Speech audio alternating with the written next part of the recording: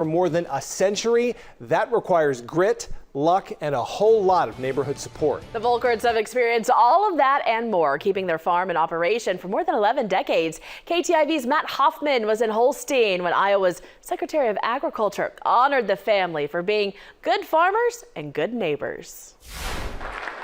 Janet and Lane Volkert accepted the Oregon Good Farm Neighbor Award, but it would have meant the most to the family's patriarch, Larry Louie Volkert, who died in 2020.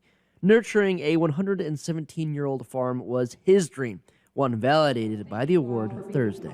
And, you know, people just embrace each other here in town. They're there for people. I can't say enough good about our town and the people in it. And the family says you need more than just a solid operation to get over that century mark in farming. You need a great community. And that community was on full display here in Holstein with about 150 people in attendance. Been in this community all our lives, and I would like to think our name is pretty well known and respected just from the crowd here today. The family was also gifted a bur oak tree meant for blocking wind across farmland. Janet and Lane say they haven't decided where to plant it, but it will remain an enduring reminder of the persistence it takes to build an award-winning operation.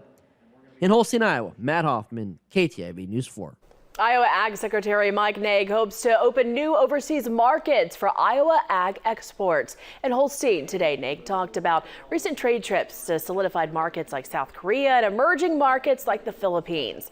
He says he sold Iowa's dependability when it comes to producing ethanol and other products. Ultimately, he hopes the trips will lead to further trade between producers in Iowa and Asian markets. People know we're an ag state. All around the world, they know that. We're talking a lot about reliability and consistency. You know, it's a disrupted global marketplace right now. And he says the federal government should negotiate further free trade agreements in Asia because right now Iowa producers face tariffs when importing their goods in some countries. A small Northwest